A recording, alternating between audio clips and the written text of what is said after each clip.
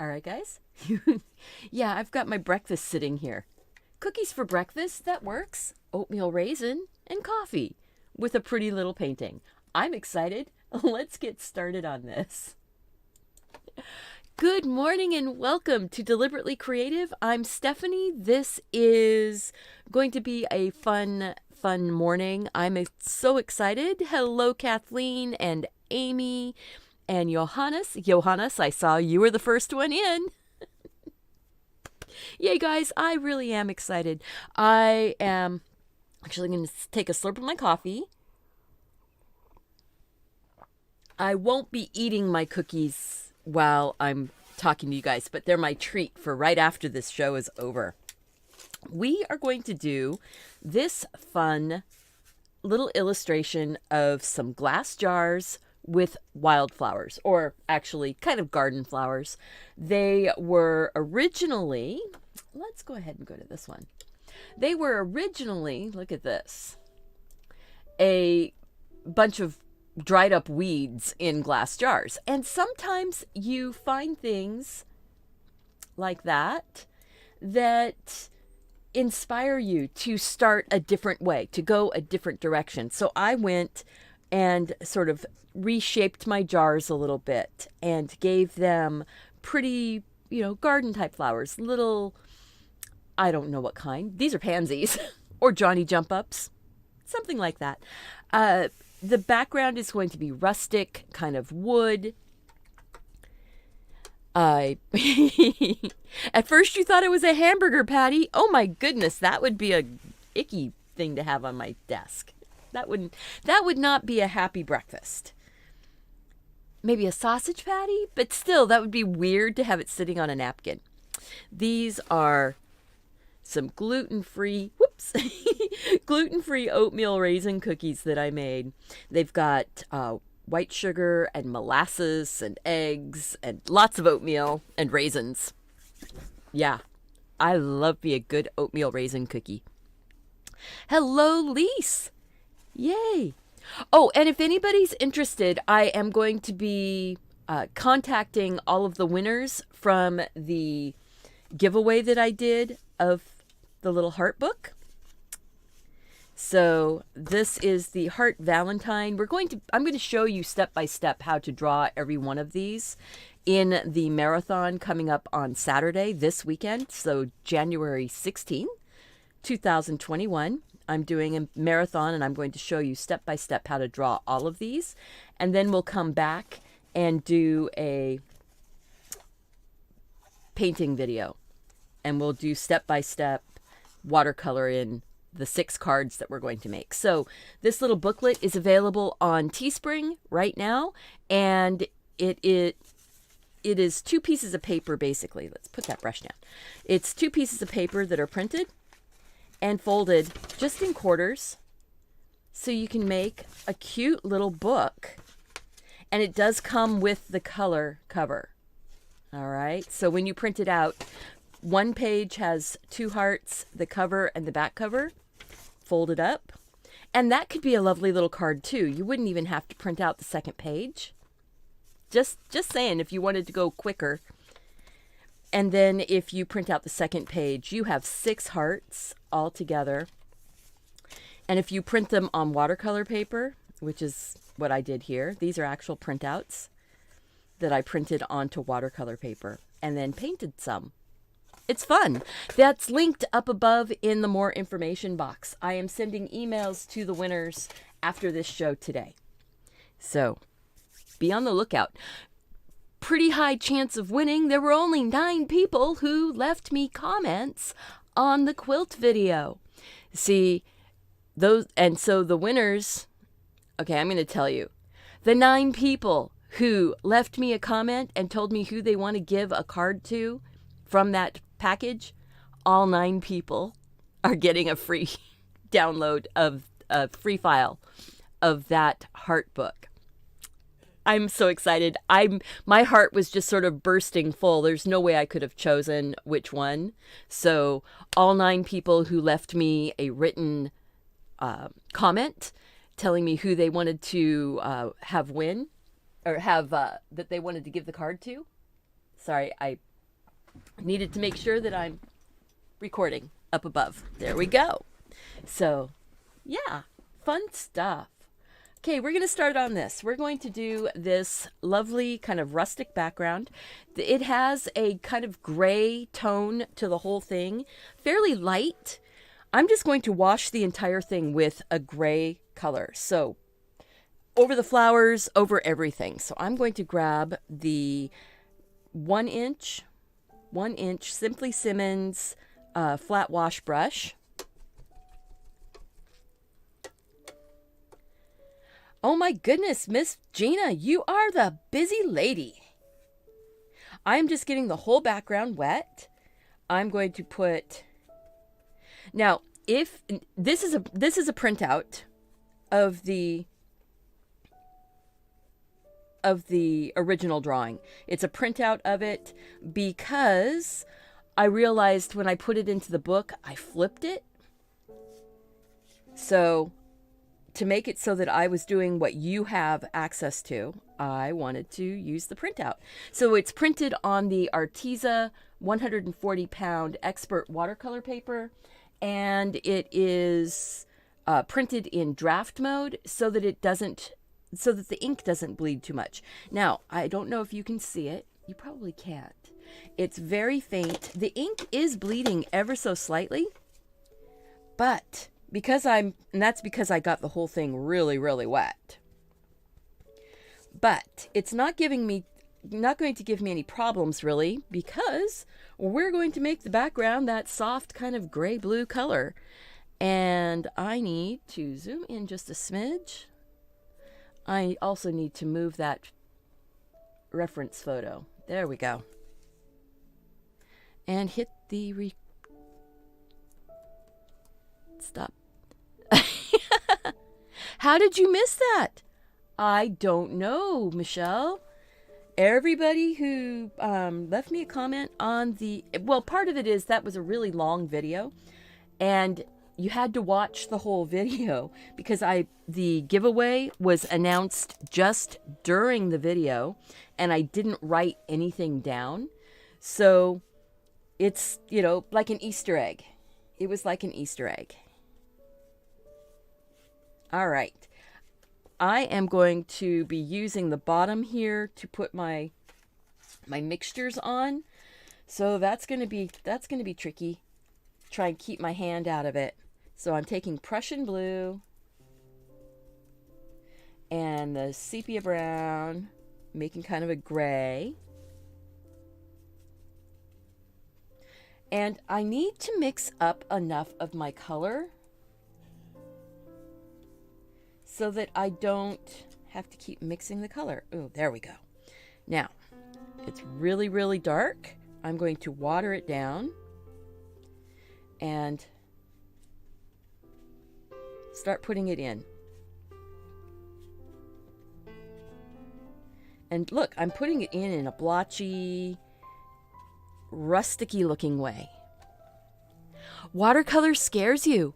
Oh, Electric Dawn, don't be scared of watercolor. Truthfully, what's to be scared of? If it doesn't work, it's not going to blow up, and you can always cut up your pieces of art and use it for other projects. Now, I'm sort of dragging my brush along here just a little bit, kind of get the idea that there's a little bit of some variation in that tone. Not too worried about making anything perfect. I might even put a little bit more concentrated. It's going to blur out. This is going to be softer. It's going to be lighter. And if you really hate it, you can just put it in the recycle bin. The amount of paint you use is so little compared to using acrylic. And in the long run, watercolor is less expensive than alcohol inks. And if you like alcohol inks, you can do some things in a similar way to alcohol inks with watercolor. It's just you're not using glossy surfaces.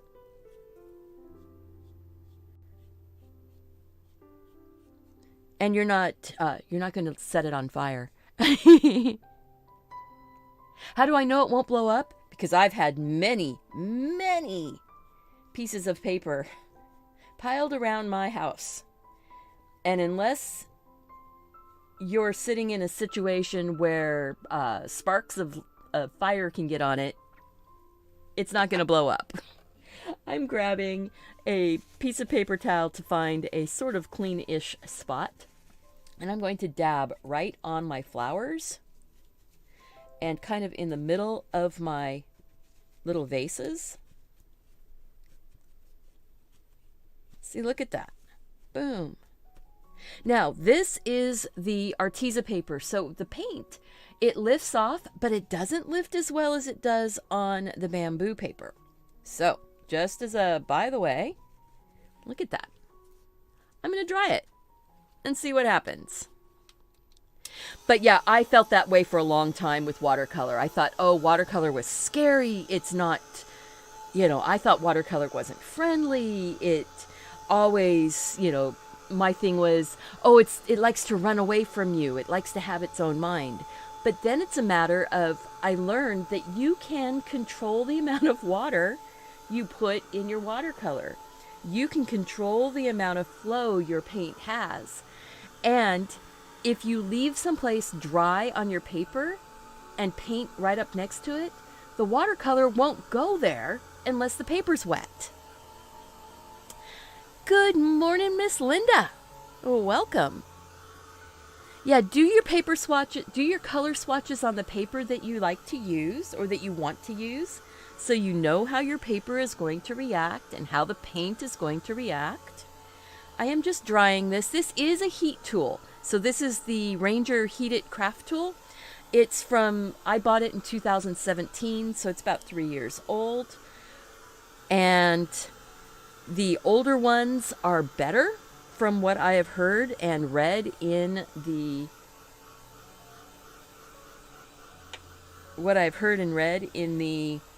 reviews.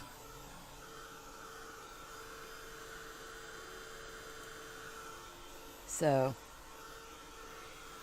the older ones are better. The newer ones are a little hit and miss on those Ranger tools. And truthfully, a hairdryer works just as well.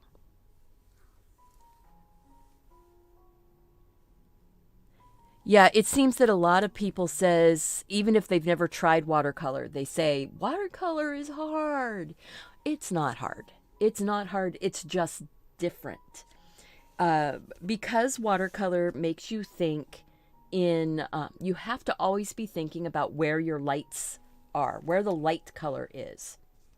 So, that's all it is you just have to think about where the light color is or the highlights are going to be. So I sort of wiped this out just to lighten them up a little bit, lighten up my flowers a little bit.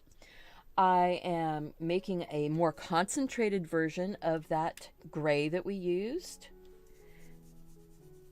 So there's more brown in it right there. I'm going to grab some more of my Prussian blue and put that in, and look at that. If you ever wanted to learn how to mix colors, watercolor is actually the best place to go for mixing colors. So I'm looking at this going, there are some really dark areas here. And actually I might take a little bit more brown. So it's not quite so blue, a little more brown.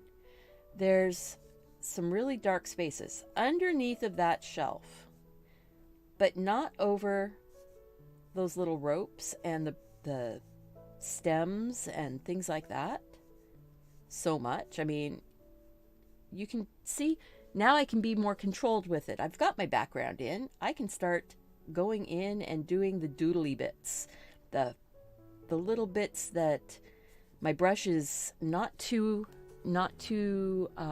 wet at all. Let's see about. The color is almost black, but it's a blue black.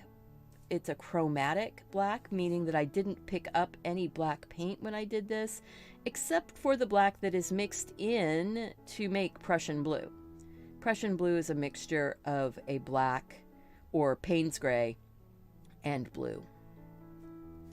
So right now I'm just getting the underside of that shelf or bar of wood. See, I'm not pressing hard. I'm going to go ahead and put some of that darker color underneath on the little supports. And if you can keep it very loose. You don't have to go in and do super hard lines or anything. You can make it very loose. I'm going to go ahead and put kind of in those panel stripe areas rough. It's not perfect. It's not a perfect straight line. This line is kind of going in and out to make those shadowy bits. Sort of like paneling, sort of like planks of wood. Wobbly lines. Wobbly lines are your friends because wobbly lines show the character of your hand. And yes, doodly bits. Thank you for the heart emoji there, Shana. Boy, I keep saying Shana and it's Shauna. I know that. So there we go. Just putting some of those stripy bits in. Sometimes going up on my little finger helps to keep my hand a little bit more steady. But you know what? It's okay if it's not steady. So we're going to go back to the top down so you can see that a little better. All right. Getting a little bit of detail on here. I'm going to put a stripe right here. Even though there wasn't one with the pen, you can add more stripes in. And now I am looking at that reference and going, I want a little bit more brown in my mixture. And I'm going to take a bit of that and just start very light, barely touching that wood. I'm going to sort of drag down up on the tip. Different kind of wood, isn't it? We're doing different kinds of wood all during this whole month. I think wood is one of those things that makes me feel cozy. You know, it's that thought of the cabin or being out camping and having a campfire and having pretty little wood, wood serving boards and wooden spoons stacked in a jar. And wood is cozy. Wood is warm. I think part of it's because wood was a living thing.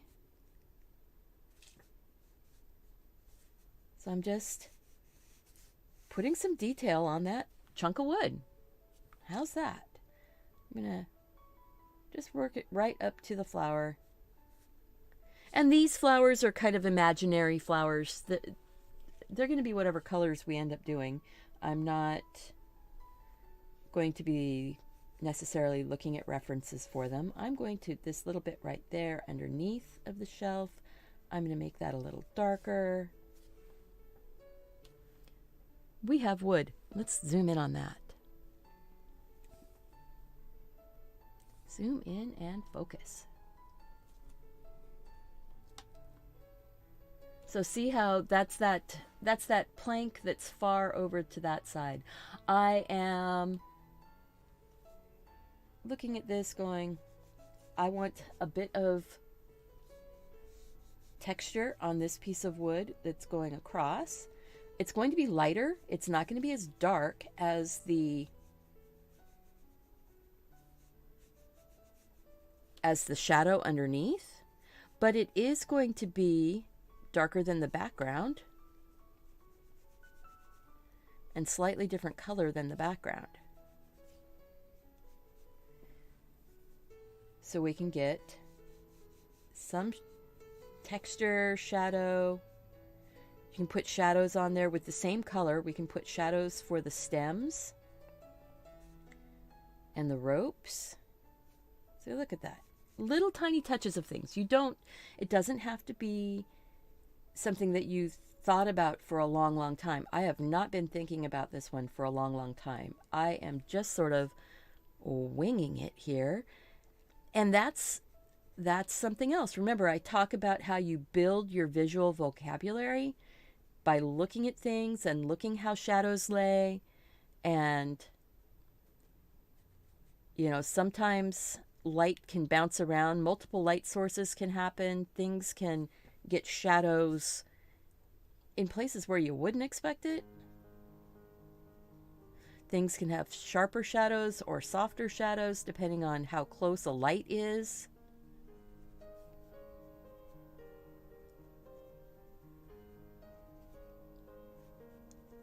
So just giving very monochrome right now. The flowers are going to be our pop of color.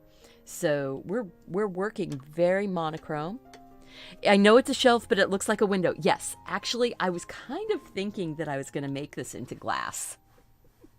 And this would be the wood around it. I just hadn't quite decided. But yeah, I think that this is a window. And this is a shelf, maybe in a garden shed. That garden shed window.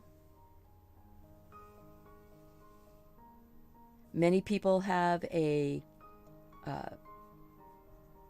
their happy place in the, out in the back garden type of thing, where you can go and pot up plants or you can sit and read. Many people have a place on a front porch where they can, curl up with a cozy blanket in a soft chair with a cup of tea and read their garden books or look at gardening seed. Oh gosh, seed catalogs will be coming out soon. I know it's only the middle of January, but yeah, seed catalogs will be coming out soon.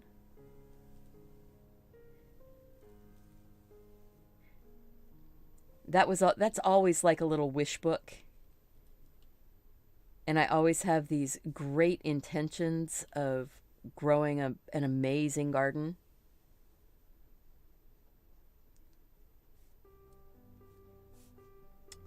So the seed catalog is sort of like back in the day when I was a kid, it was the Sears and Roebuck's and the Montgomery Ward catalogs would come for Christmas, and they would be the wish book for kids. I always feel like the seed catalogs are the wish books for grown-ups. That at that time in the year, you're like, I need to get outside. I need to have some sunlight. You get to a point where there's that need.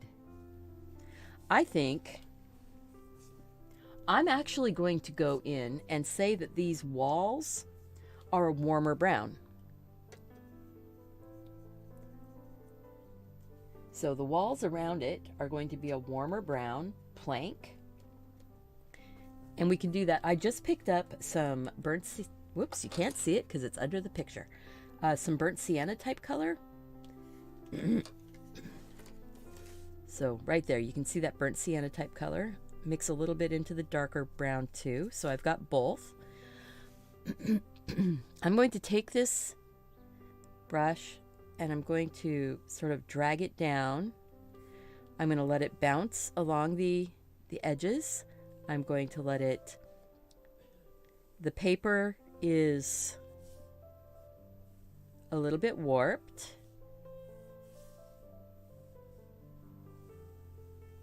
By having that light gray color, actually I think maybe I'll put a little bit of that brown into that one too.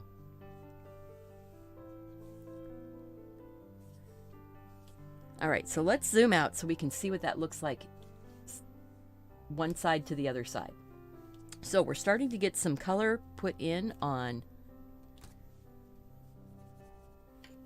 this side over here. I'm going to go up on the tip and sort of draw in a little knot spot, little knot hole in that plank. I'm making it up. I don't have, this was, you know, this is a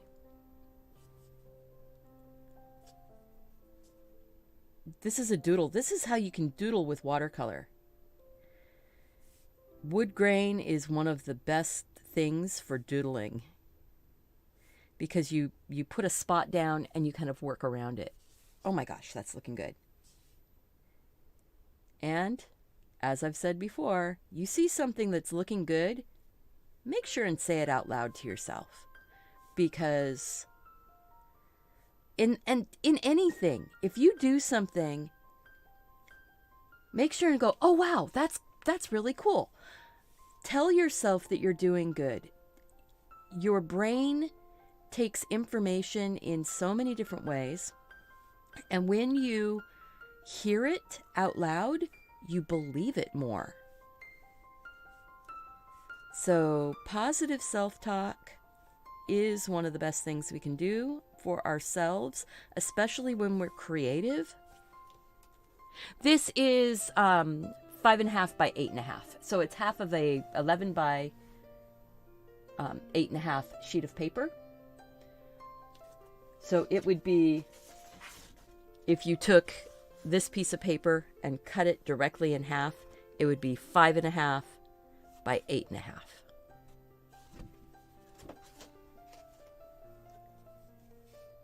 It looks a little bit bigger because I've got tape around it. And when we pull that tape off, it's going to have that really pretty, crisp white edge. Yeah. There we go. You had to cut down your trees because the roots were cracking the foundation of the house. Oh, yeah, that is painful. We had to take down a walnut tree that was growing on the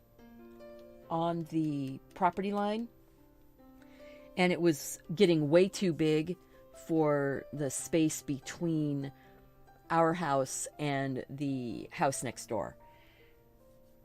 Even though, you know, this is a city lot and it's a, you know, 1942 city lot, so it's a little bit bigger than some of the new ones, and it's not a zero clearance lot, so we have space between, but there's probably only 20 feet between our house and the building next door, and with the walnut tree growing between, it was just too close, and it was going over our power lines, and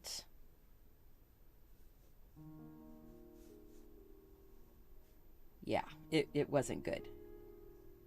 But, you know, we worked with one of our neighbors and decided that a tree that was on the other side of our property next door, next to the garage of the neighbors on the other side, we got an arborist in who came in, and even though the tree was dying, we got it cut into a snag tree so that it could become more of a habitat. It was an old dogwood, and it's still alive, but it's probably only got a few years left in it. I'm just putting a little bit more of the warmer brown on that wood on the other side because I like it. But I want it to be like rough wood here. I want it to have that. It's inside the garden shed. Yeah, power lines and trees are not friends. And because we do get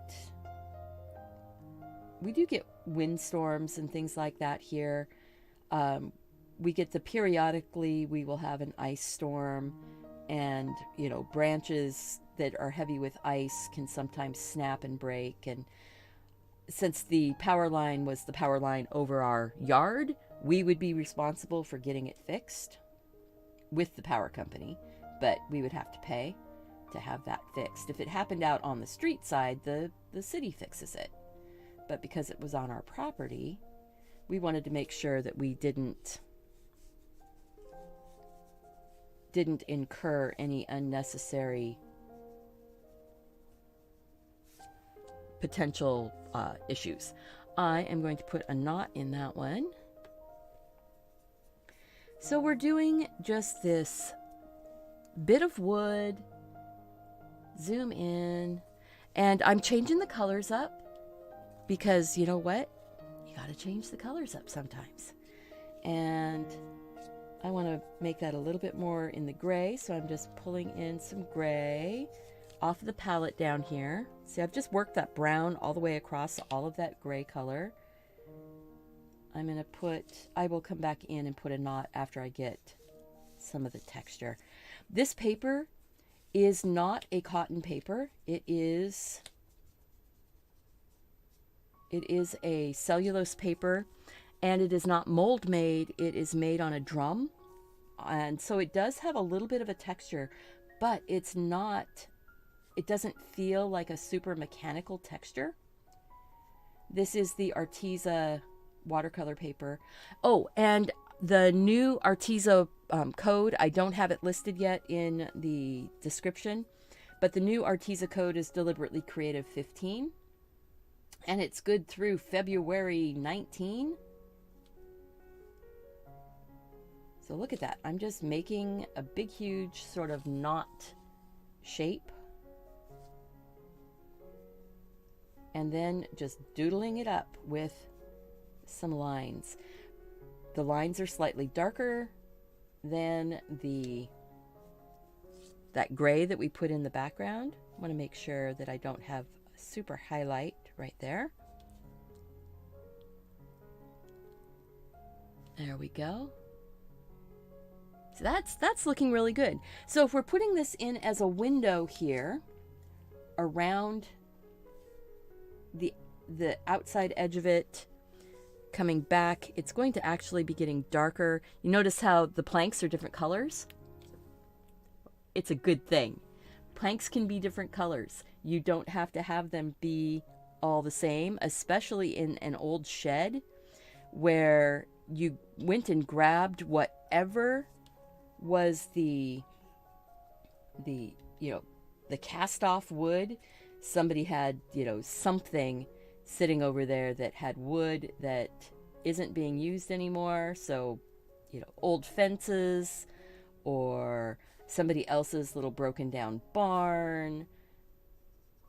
Somebody else had a shed that they took down. Just go and build that. Go and build something. Have fun. Be creative. With my grandparents came from Missouri.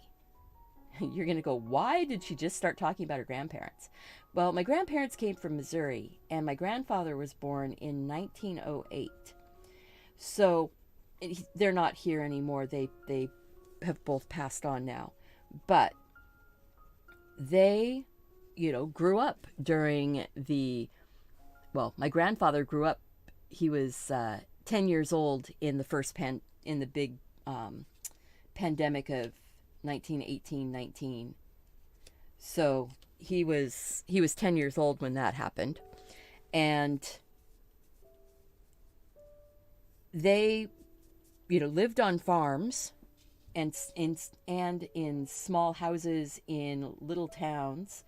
After they were married, they moved to Nebraska. And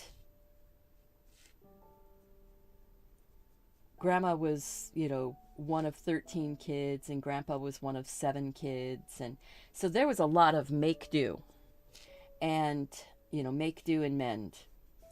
And you never let a piece of wood, if you saw a piece of wood, you picked it up, you brought it home, you put it on the stack. It could be used, even if it was just used as firewood. You would bring it home. I'm putting some shadow down deep into the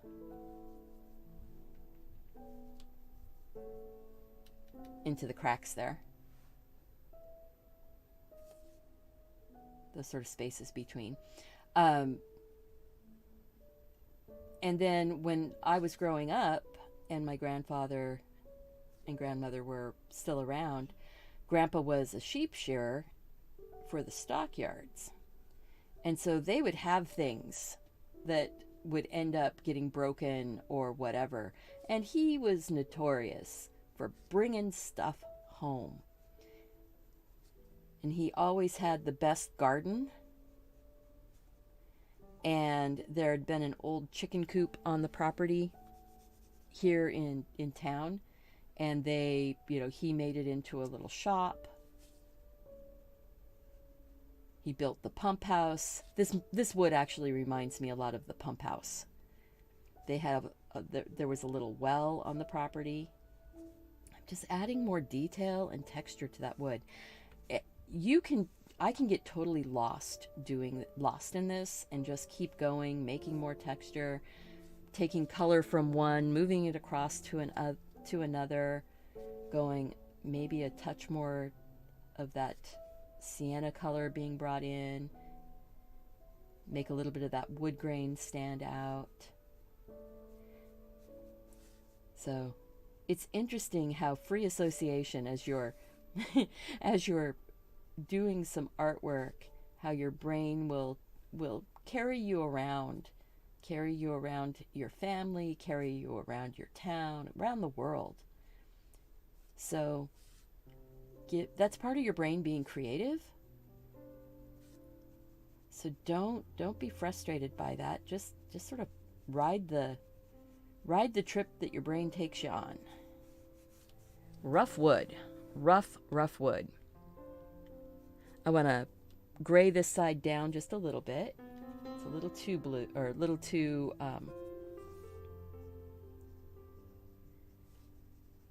brown maybe? I don't know. Just put a little bit of a gray on there. A little darker though, because there. Not too much. How would I do something like peeling paint? Well, you see how I have these areas that are still kind of light color? I could go in. You say peeling paint. I'll say, okay. I'm going to go in and say that there might have been a bit of some sort of reddish paint on on one of these planks. So this one right here, I'm going to say there was a bit of chipping paint. So I'm going to put just a couple little dots, dragging it along. Maybe a little bit over here. See, kind of in those spaces where I kept it light, I can put a little bit of paint. You dry it. So we'll dry it.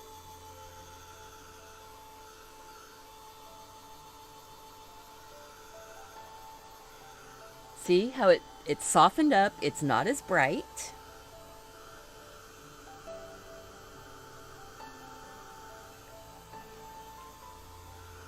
Because we're working on paper, we can go in and zoom in on that.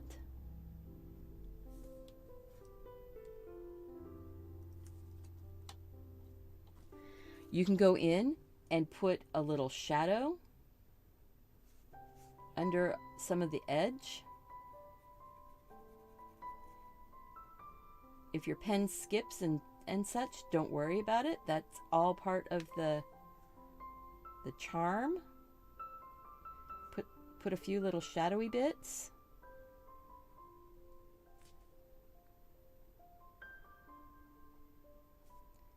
It's kind of hanging on there.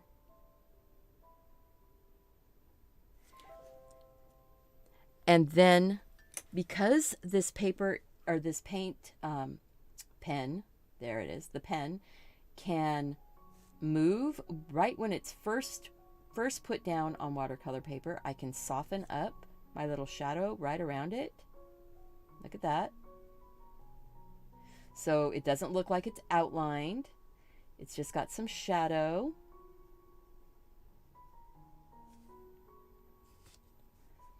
And then I will take a little bit of a white pen and put a little highlight. Oh, I need that one softened up. Dry it.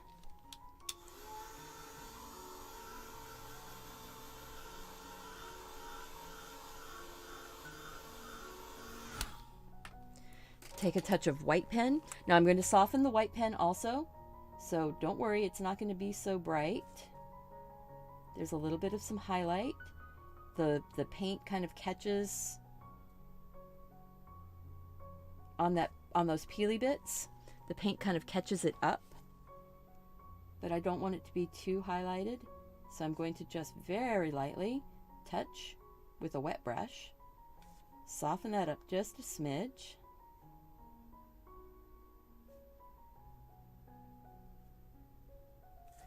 I mean, this is going to be very subtle. It's not, because I wasn't planning on making peeling paint.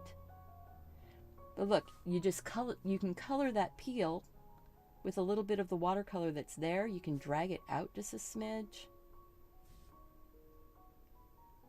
You can make it so it doesn't feel quite so stripy in a line. Maybe it's a little broken more. You know,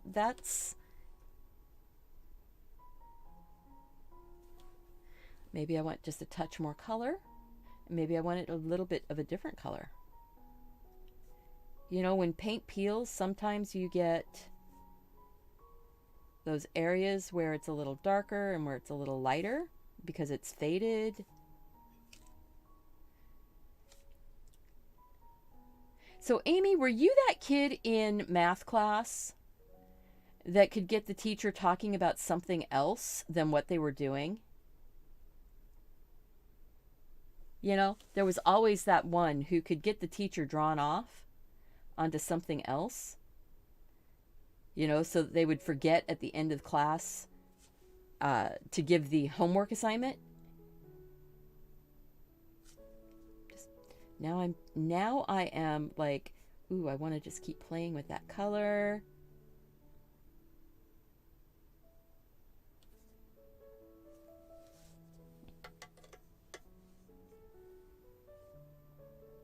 That feels a little stripy. I'm going to just soften that edge just a bit. Maybe the light from the window is coming across here a little. I'm just going to soften it like that. There. All right, so let's zoom out and see if it, you know, there's some peely paint on there, right? Person didn't clean it up completely. I'm going to move some of that color around. Maybe it stained a bit of the wood. See, that's another way that you can do it. You can kind of stain the wood. Sometimes math, sometimes English. Yeah, you know, whatevers. Absolutely, I know. Okay, I'm going to go and say that there was a bigger chunk of paint,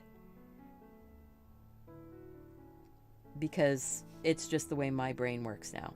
So this time I'm putting maybe a bit of a stain of that paint. This is called glazing. So I'm glazing it with some of that color. I'm going to put a bit of it in stronger. It really sort of dug down into the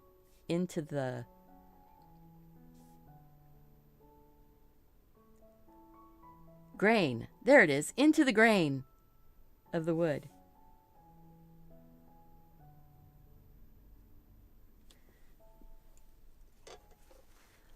George, take care of yourself. Take care. Remember that taking care of yourself a lot of times means going to bed, pulling the covers up. Just remember to drink some water, eat some food, get up and move around a little bit. I'm going to go in and put, I'm going to say there's that little touch of, oh, let's zoom in again, just because I'm doing some more of that tiny little detail stuff. The going in, I'm saying that this edge of the wood is kind of up higher above that paint.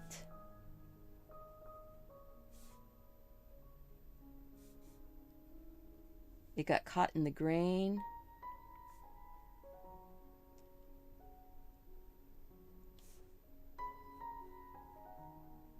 See, look at that.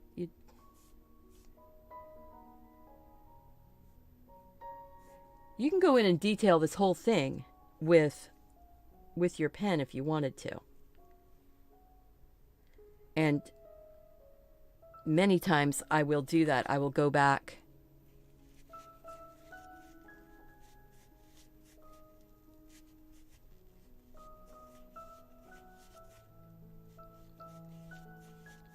so I'm just taking a quick look here. Put a little bit of the white on it. Just dragging it. I'm trying to not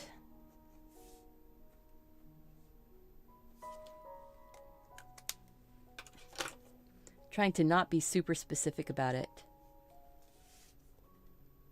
So look at that. Now we've got paint trapped in, or stain trapped into the wood right there. I think we're good. We're going to go in and start getting, I'm going to put in those little ropes because that's something really tiny and fiddly, not a big deal. I'm going to grab just some yellow ochre. Let's just move on with this, right? It's old garden twine.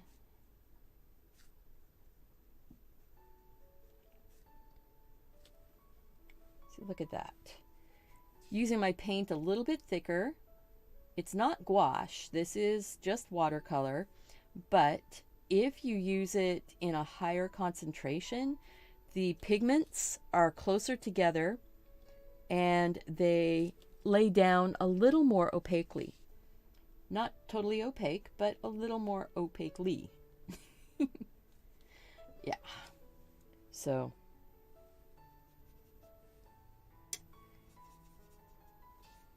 there we go. So I'm just getting that little bit of rope on there, or twine. Not worried about making perfect lines. Picked up a little bit of some darker brown so I can get a little bit of detail up underneath there, some shadow.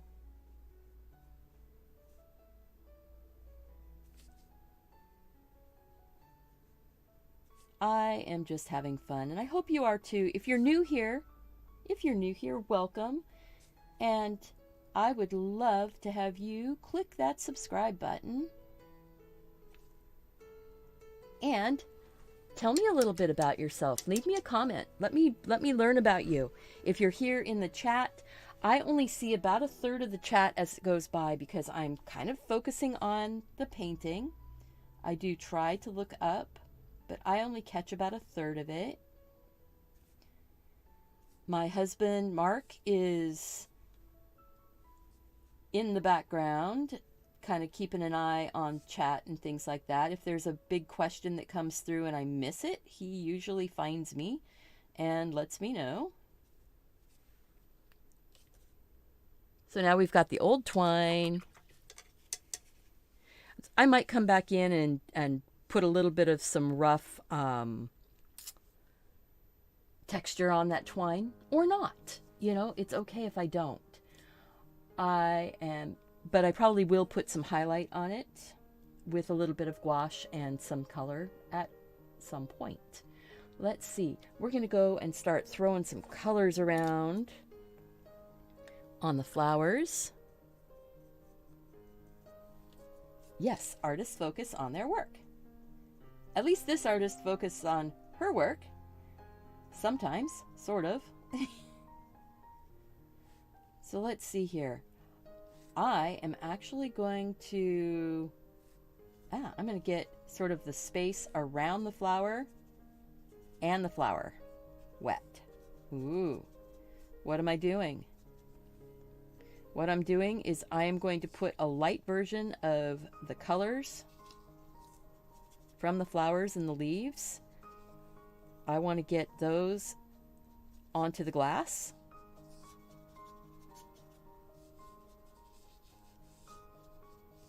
So it feels like we're in front of a window more. And what I'm going to do is these guys right here, I think are going to be in the yellow range. So I'm grabbing kind of a bright yellow. I will have to pick up that. Ooh, that's a really bright yellow. Need to make sure and water that down a lot. Sunny yellow tulips. Put a little bit of that in the background there on the glass. I am going to grab a bit of a, ooh, not that. Reflections. Oh, but you know what? Cool thing. Look at that. We go like that, and now we're getting that glow of the flowers onto the glass. We can go in and make those flowers more detailed. You're not going to see so much the reflection there. You're just going to have the kind of idea of reflection. Now, this is, they call it violet. I say that it's ultramarine blue. And I'm going to go like this and put some of that on the glass. And I'm not going over the area where I'm going to put the yellow for the flower so much. I mean, there's going to be some, but just drop some color on there. And make sure that your areas out on the glass are kind of kept near the flowers. So like this spot right here, I'm going to lighten up. This spot right here, I'm going to put a little more color.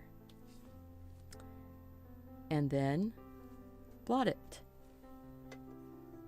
It's just a little bit. It's an indication. It's not...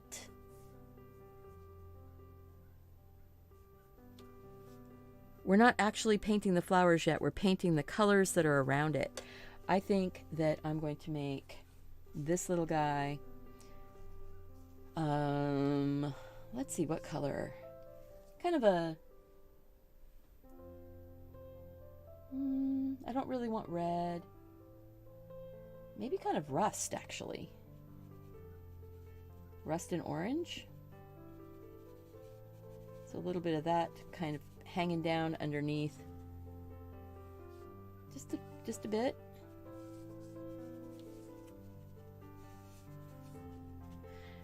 That's sort of the little Dr. Seuss flower sitting down there. I am going to grab... Ooh, now that's pretty. You take the phthalo blue and the ultramarine blue look. And I'm going to drop a little bit of that because I want a slightly darker version. I want it to stain the paper just a little bit around where the flower is.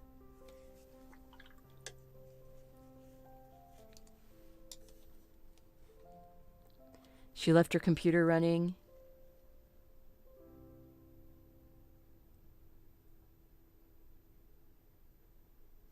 She left her computer running the show in the living room so I can. I'm not sure what that is. Mayorman, I'm not sure.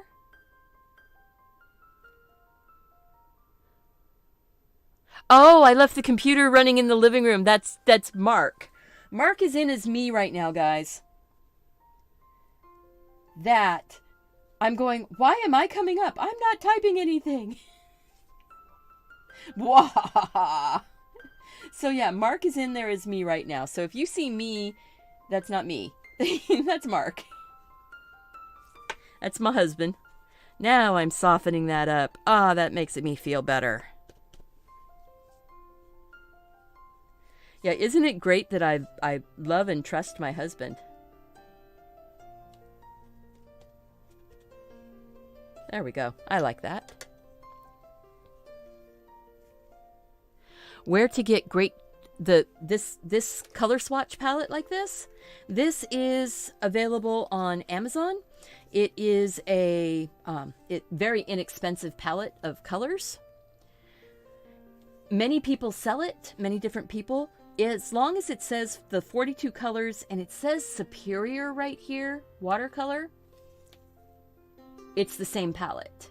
So I have it listed in my more information box down below the video, so you can go in and get one for yourself if you're interested. I do make a small commission if you make purchase after you've clicked on one of my Amazon links. I also make a small commission if you buy things after clicking on my Arteza links. So just to be you know, transparent here, guys. I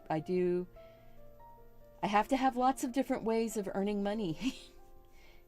Just making videos on YouTube doesn't actually make the money.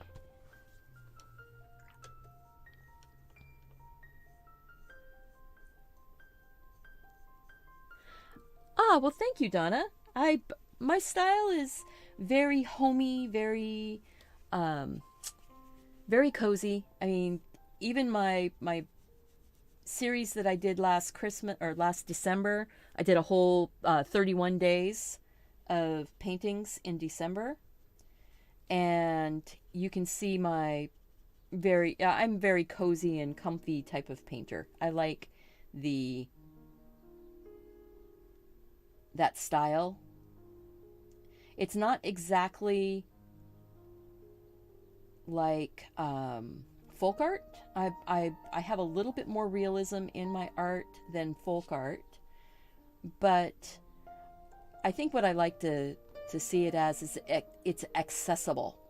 It's accessible, and people can be successful painting these. I have seen so many people taking so I have the designs already printed out or set up as a printout. This was yesterday. This is today. So this is where we started. And that's where we are so far. Let's zoom out. Earthy. Yeah. Kind of an earthy style. There we go. So I'm starting to put some details in. This is available on Teespring as an instant download. It's very inexpensive. There's 30 designs, and they are simple looking in here, okay? They look like very simple, not super detailed images. Great for coloring if you just want to relax and color. I mean, look how simple that is. But it can be made much more detailed from the colors that you use.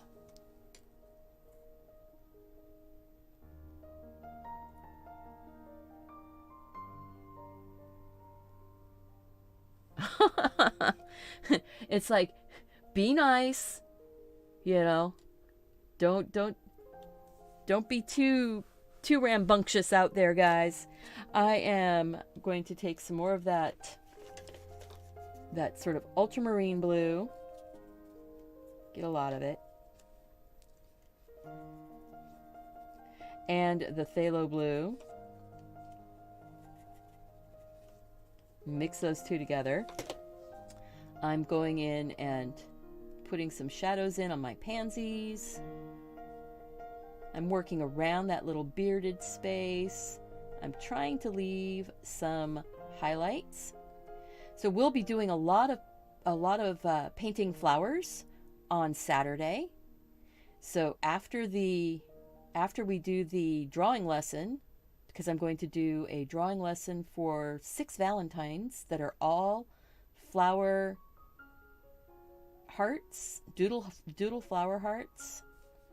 And if you're interested in that, there's a link up in the more information. I'm sorry, there will be a link in the more information after the video. I didn't get it in there. There's a link in the chat, and there's a for the Valentine book. And at the beginning of the video, I showed a little bit about it. So right now I'm just putting some of that darker color in.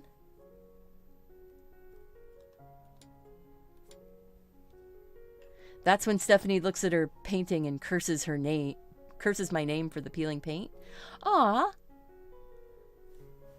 I would not curse your name, and Mark would not do that because he knows that I know where he lives. You know what? I'm the one who makes his dinner. He's the one who does the dishes. So, you know, we are a partnership. Definitely a partnership. I'm putting the color in pretty heavy. I am going to blot in just a second with a paper towel. But I just wanted to get the color in kind of that darker tone.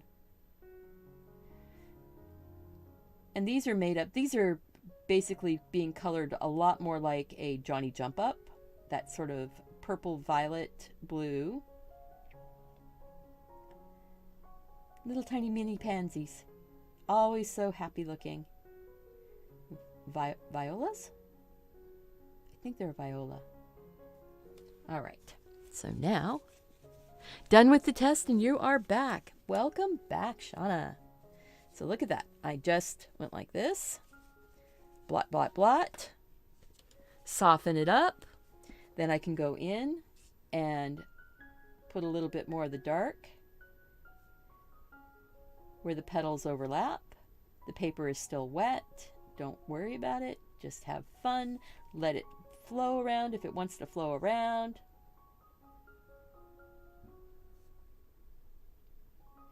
You notice I'm not painting it in totally solid. I'm giving it the opportunity to do a little bit of its own thing. I might encourage it, but I am also trying to keep some of the highlights. The more you put some dark in, the more your highlights start to come up. There we are. Just put a little bit more shadow back there. These are the fussiest flowers. So once these little pansies are done, the other things are going to go really, really fast.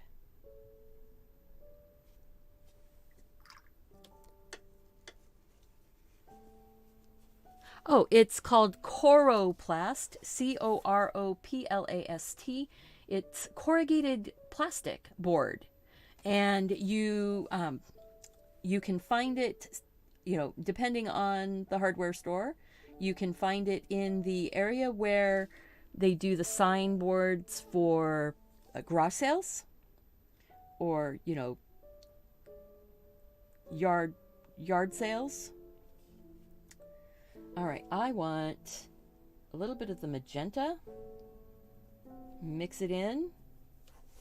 So I just mixed a little magenta into that blue so I can get a bit of a purple around the outside edges.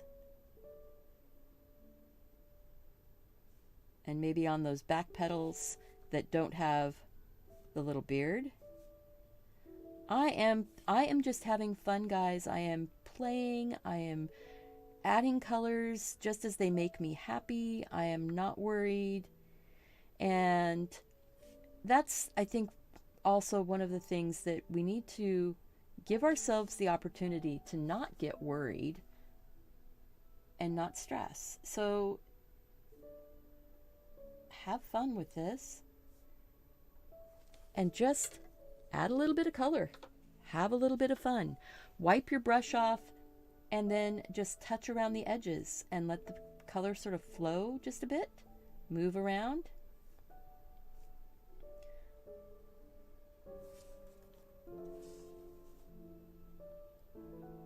There, see? Just fun stuff. And I will dry it before I put the yellow, that sunny, happy yellow, those little beards on. I'm going to dry this so that the yellow doesn't get muddied up from the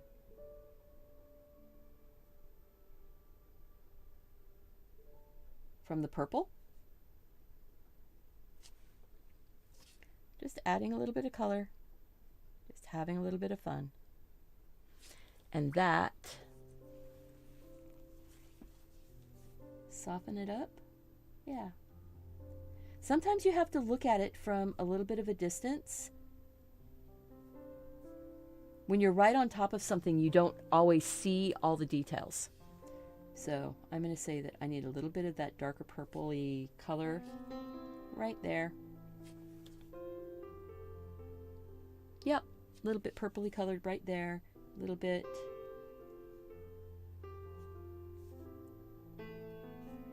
I like how these colors are mingling together. I'm going to put a little bit of that purple in the window.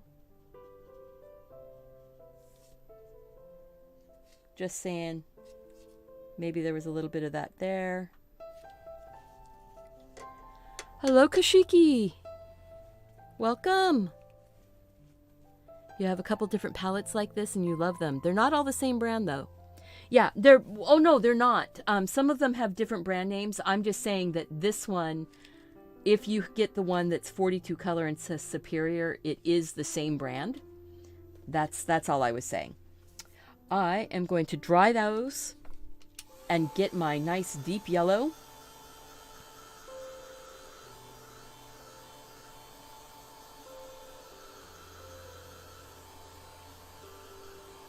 So we're just having fun, getting this going.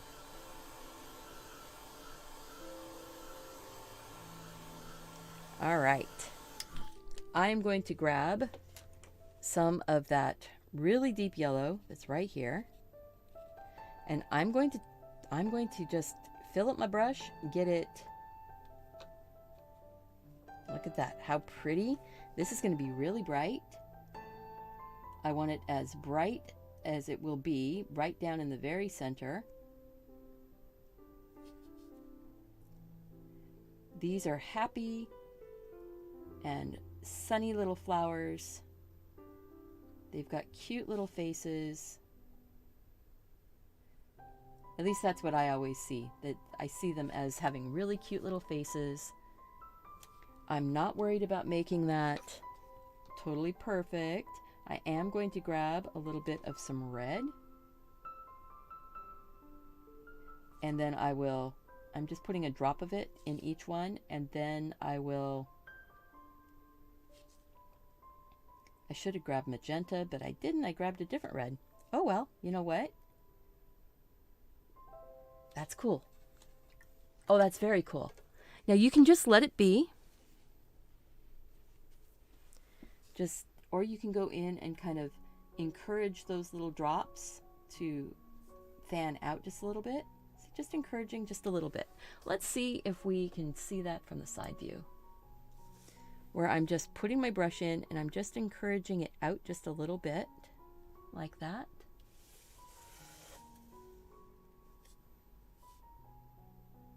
Because the paint is still wet here, let's see. And I drop the red into that yellow. It is making a really pretty orange color.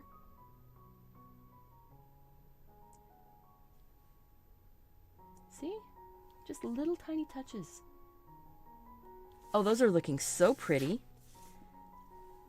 And I don't really want to do too much. I'm going to grab just a bit of some sort of an earthy green. Sort of mixing it. I'm mixing right on the palette. You know, sometimes you can do that. So this kind of earthy green right here. And I am just going to go in and make those centers just a little bit green. And I'm being careful, but if it gets into the red, if it blurs out a little bit into the petals, not a big deal. I think I'm going to go ahead and use some of that green and yellow and get my leaves. I am going to be a little more loose with the leaves. I'm not going to be as fussy as I was with the flowers. I think that that is one of the things that we can do to sort of loosen up a little bit.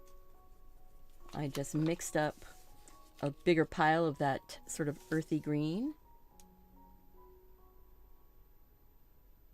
leaving a little bit of highlight. Yeah, we need to be from the top down.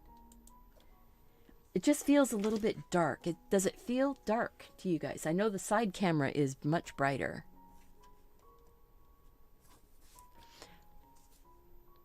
Yeah, I started about an hour ago, so I started at 11 a.m. Pacific time. We are -8 on UTC. Oh, well, this piece right here is I think 8 by 10. You can get, you know, anything over 8 by 10 is probably going to be big enough for anything you want to do. This would be about the size of a little garage sale sign. So I hope that helps. So let's see. When I did a show at 8 a.m., it was 9:30 p.m. in India. So 8 a.m. is 9:30 p.m. So if I say it's an hour and a half and a day, so it's about almost 1:45 a.m. in India right now. Am I right? Or no? Yeah, that would be about right, wouldn't it? It's late at night in India, or early in the morning.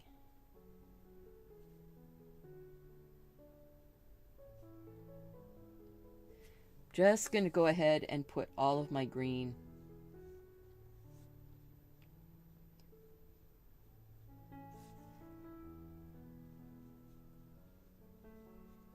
And I say there's some green on the back of this flower, so I'm just going to go like that. Boom! A little bit of green. Where you go back and add more pigment, it will be darker. And I'm going to rotate.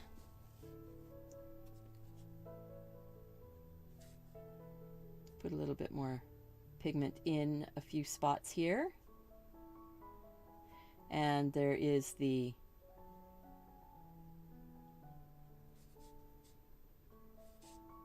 stem. You can see it down inside of that jar. I'm going to say these other two jars are actually painted.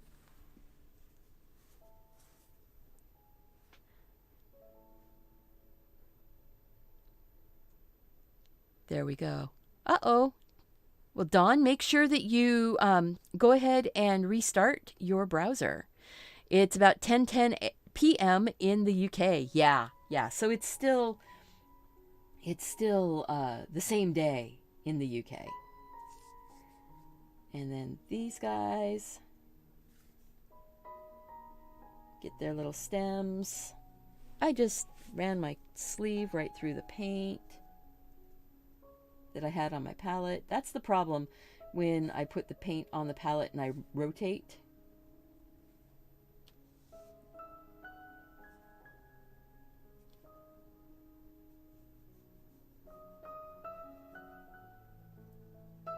There we go.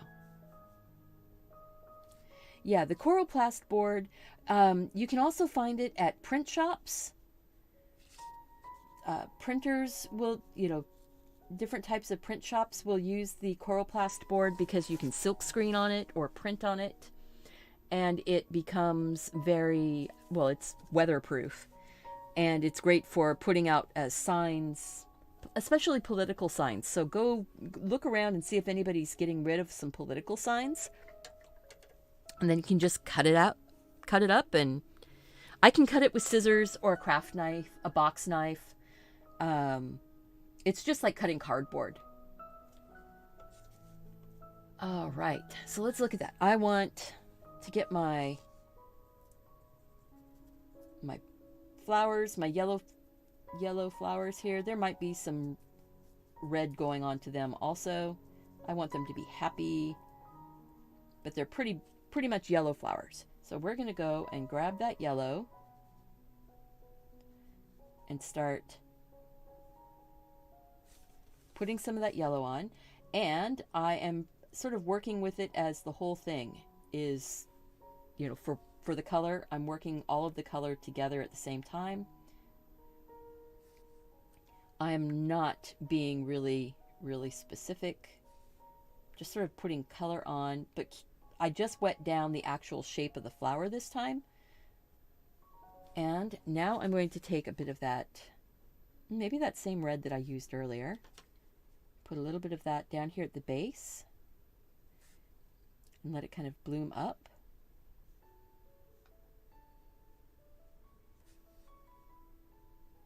Isn't that fun? Putting it down here at the base and just sort of letting it bloom up. Sort of like tulips, like those Dutch tulips.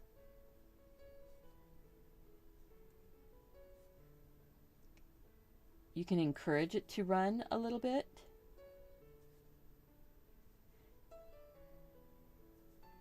Just like that, just encouraging it a little bit. Not worried about making it perfect. I like that. I want those to stop where they are. The way you stop where they are is you just hit it with a heat tool or a blow dryer and dry the paint. When you dry it, it will stop moving. Now, you see it's getting a little bit dull. You can add more color.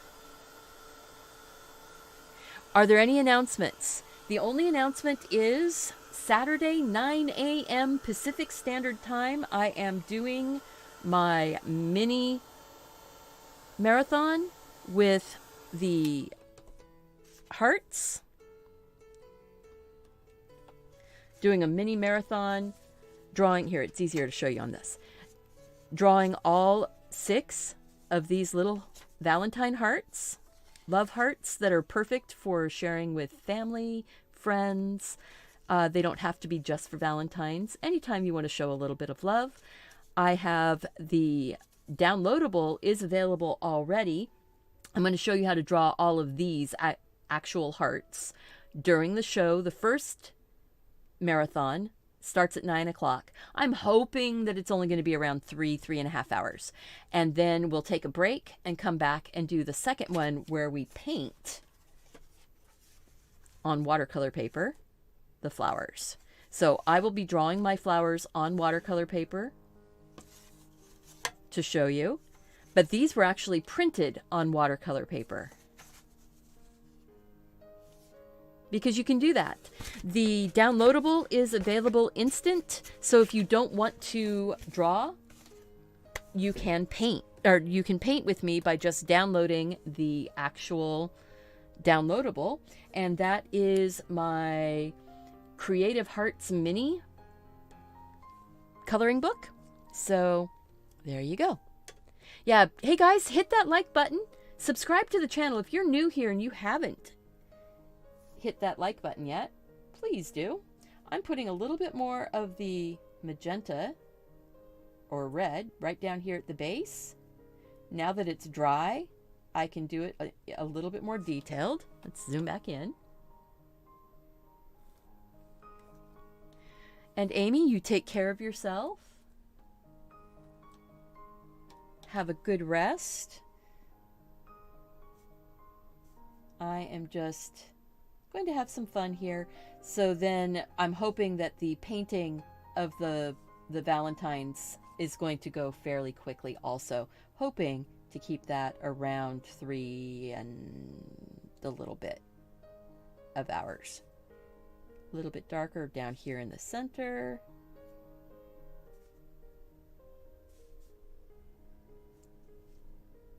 Just like that. Oh, that is pretty. I'm going to take some of that magenta down here into this sort of dried out looking little mum that's seen the best of its days already.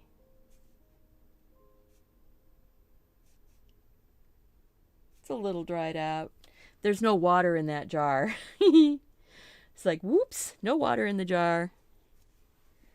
I might even take some of that yellow and tip those. Maybe it's one of those little flame mums. Chrysanthemum that has that little bit of flame feel to it. They always feel like they've got a little fire burning on them. And we are going to... Oh yeah, you can draw the same thing with a sugar skull shape. You can draw the same thing just drawing circles and filling a circle with flowers. Making wreaths, round wreaths with flowers. All of those things. I think this is going to be a soft blue. And it's going to have a bit of a shape to it.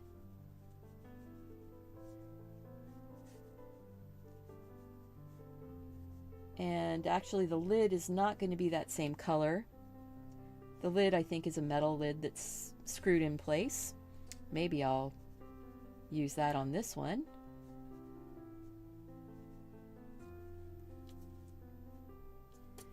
I think the lid on this one, the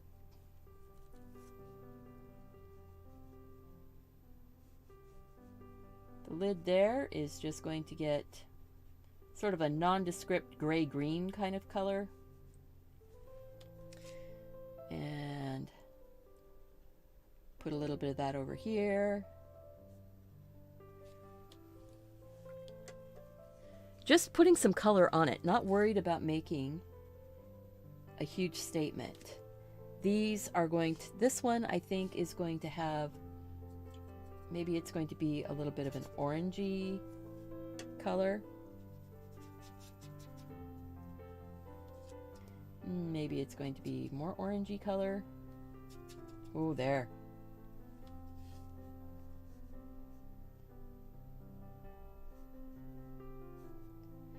See, by putting the color on and leaving some of your background, we can make it feel like it's really highlighted.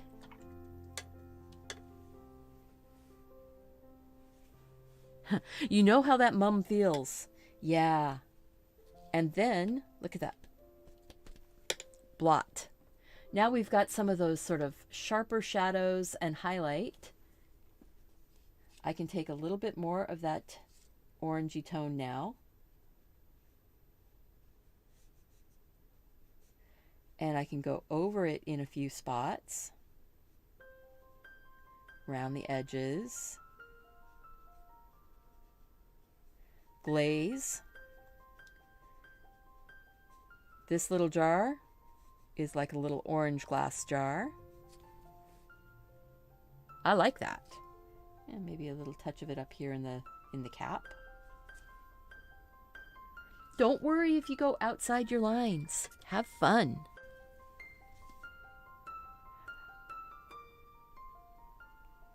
Oh yeah. Electric Dawn. I love the idea of doing it as ice creams or cupcakes. We could do a mini book of doodle cupcakes that are covered with flowers. That would be yummy looking. It would also be a lot of fun. And something that totally could do it. I want to change up that color on the jar just a little bit. So I'm going to bring in a little bit more of that phthalo blue.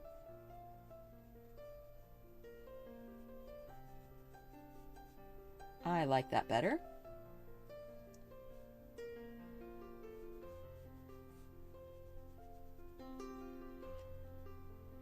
The more you fuss with it, though, the more overworked it can start to look. So just choose the areas that you're going to put color.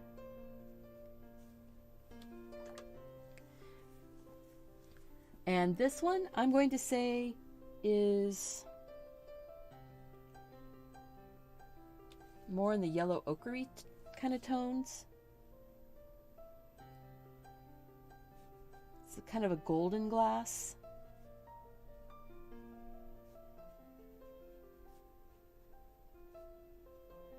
And we'll put a little bit of highlight on it because this one definitely you can see through.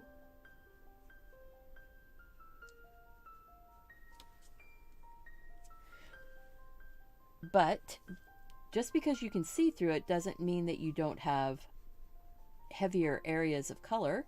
So now I can go in and on those sections that look a little bit thicker, they can have more color.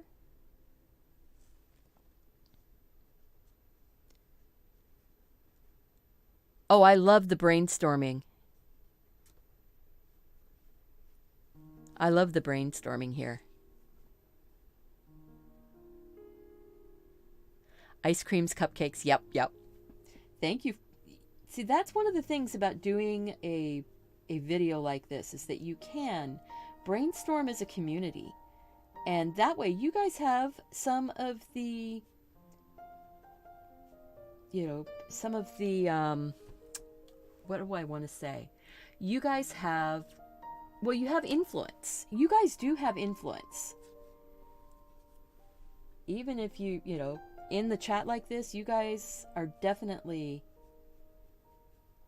part of this community. Even if you only come into one video, you're part of the community during that video. If you participate, you are part of the community. So make sure and click that like button and the subscribe button so that you can be part of the community even more. I'm going to grab a little bit of gouache. I'm getting down to the bottom on this particular tube. This is the Arteza gouache. I really like this. It has nice coverage. It is fun to be able to paint with. It is watercolor gouache, so it does reactivate with water. Look at how that just popped. That just popped. It just gave us that feeling of, oh, it's in three-dimensional space there.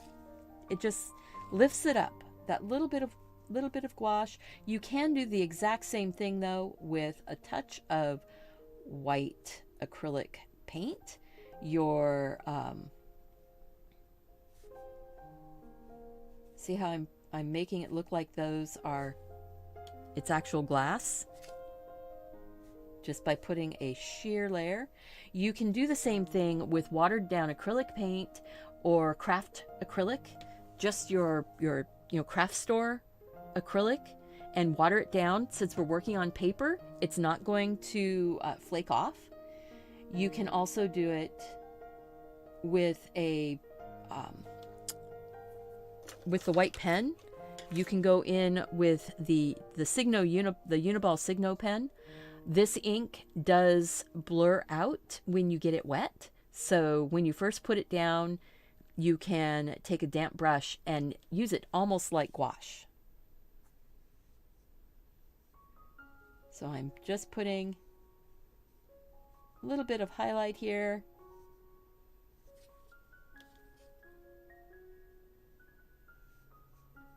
Makes it feel almost like it was milky type glass.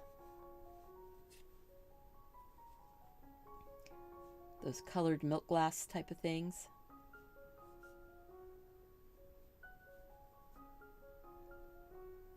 You can detail with the gouache. You can go in and put little details. Maybe I want to brighten up the back of that flower. Maybe I want to put a little bit of some highlight bouncing around on some of those little petals, but not strong. I don't want to do it too strong. See, if I do too strong, well, actually, that's not bad. So maybe that wasn't going to be the best. I think that this flower was actually getting a little bit dark by putting a little bit of that light back onto it. You can make your paper feel almost like it's gone back to the white paper with this. You can give yourself back some highlights. I like that. Oh, cool. And sometimes you teach yourself new tricks as you're going along.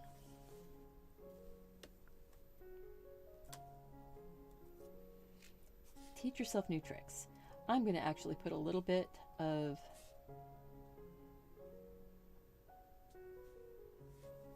some highlights in a few spots on these flowers, maybe in those areas where I left them white, but I wanted a little bit more. And if you want to do a whole painting with gouache and you only have white, you can do it with your white gouache and a watercolor palette. Little touch of light hitting the center.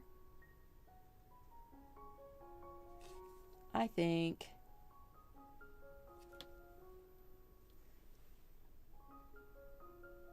a little bit of that darker color.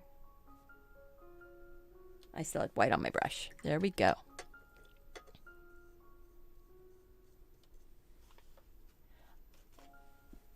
So let's see, Bonnie, I still have all my watercolor supplies on the dining room table for Monday. Maybe I can plate it. Yeah, you know, sometimes when we leave our art supplies sitting out, it makes it easier to go and grab them. I'm going to take a little bit of that orange color and just on this very edge, softly put it in.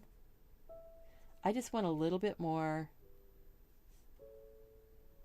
of a deeper tone in a couple spots here. Watercolor. It is so much fun. Oh, that's where it was. I'm going, there was a spot that I wanted darker. It was right underneath the edge of that rope and along the edge of the jar.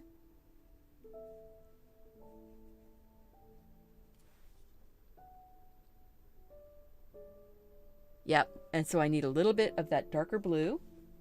See, and that's one of the things with zooming it out. Zooming it out. How about reversing the zoom?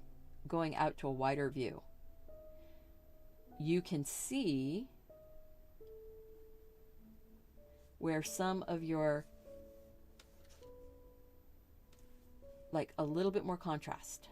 A little more contrast right down here. It was kind of blending into the background. A little more contrast.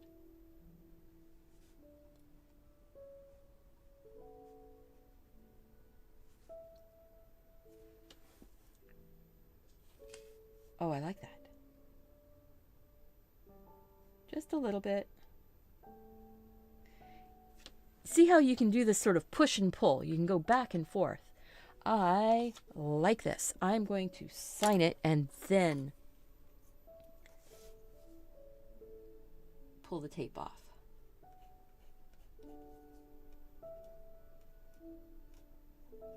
And if you wanted to, you could be really creative with signing. You could actually like make a sign.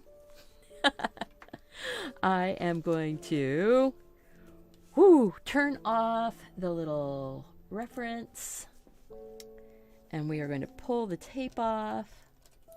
Because we have used heat, the tape is already released. But if you haven't used heat to dry your paper, use a little bit of heat to break the adhesive on the tape. And it will release from your paper and not tear your paper.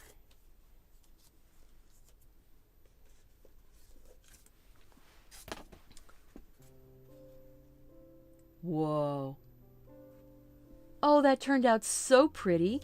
I think the only thing I might do is get a touch of the gouache.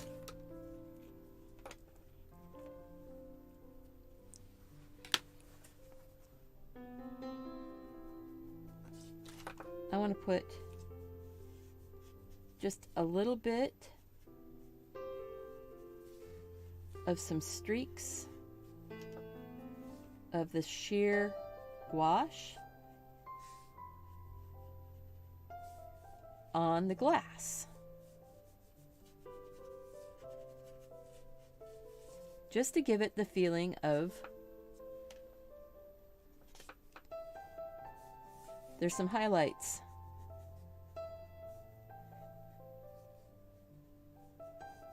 There we are. Just a touch, not too much, just a little bit.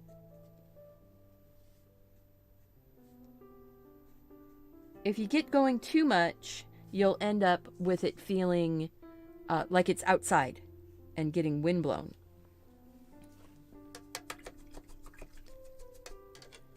There we go.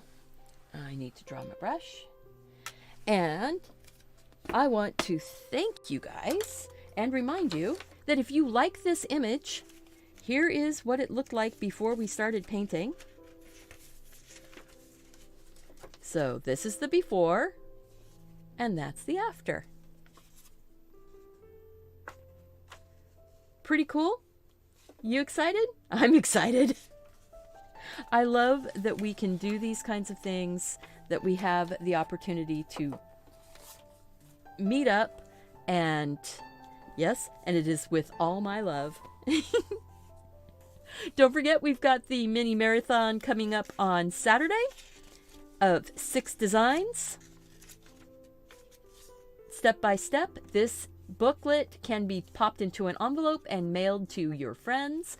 The 9 people who left me a comment on the quilting video, the quilted crazy quilt video, and had found the giveaway, all 9 of you are going to be receiving a email.